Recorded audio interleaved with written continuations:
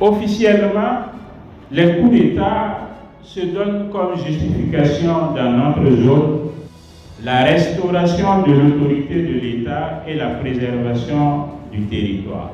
C'est vrai que sous l'action de l'agression terroriste, nos territoires sont actuellement menacés de dislocation ou de morcellement. Mais on peut se demander si la démarche des coups d'État est une bonne réponse face à cette situation. Parce que le coup d'État, dans son principe même, se présente comme le complot d'une minorité de personnes pour conquérir le pouvoir. Et la conquête du pouvoir par le coup d'État s'accomplit toujours à la surprise générale. Le peuple est mis devant le fait accompli. Il n'a pas été formé, il n'a pas été préparé. Si bien que il est difficile de le mobiliser pour tel ou tel projet. Et surtout, au sein même d'une institution comme l'armée qui est censée veiller sur le territoire, les coups d'État, surtout leur succession, ont pour conséquence la formation de clans et l'exacerbation des divisions. Chaque coup d'État entraîne d'autres projets de coups d'État. Nous sommes bien placés au Burkina pour le savoir. Tout cela contribue à affaiblir l'armée alors que c'est elle qui dit qu'elle va se charger de préserver le territoire et d'assurer la sécurité des citoyens. Donc, on peut dire que la portée du coup d'État reste en réalité limitée dans l'ambition de consolidation de la collectivité politique.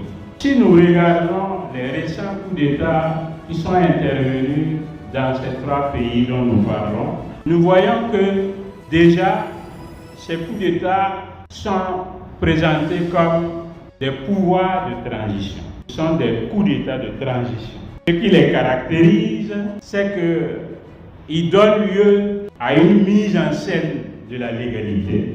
Nous avons vu les prestations de serment.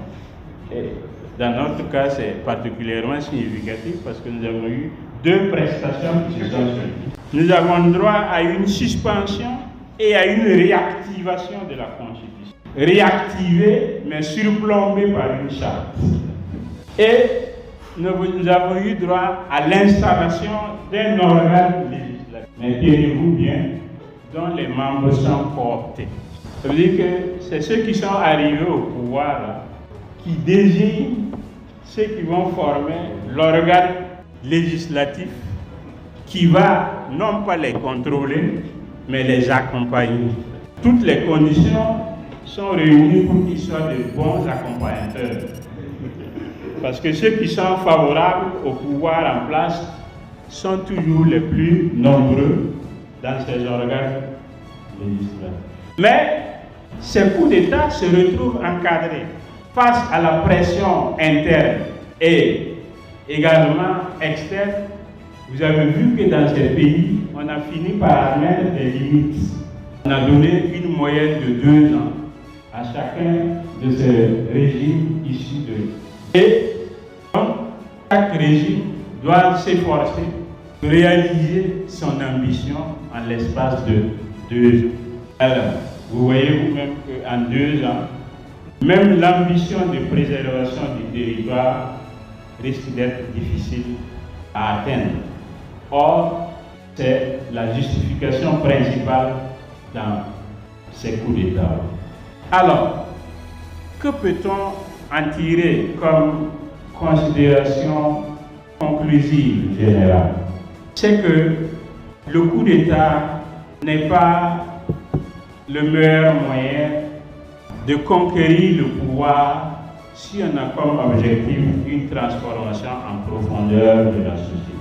Le coup d'État peut susciter certaines réformes ponctuelles, mais il ne peut pas organiser une transformation en profondeur de la société qui puisse mettre fin aux inégalités et qui puisse défendre de façon résolue la cause des marginalisés et des exploités.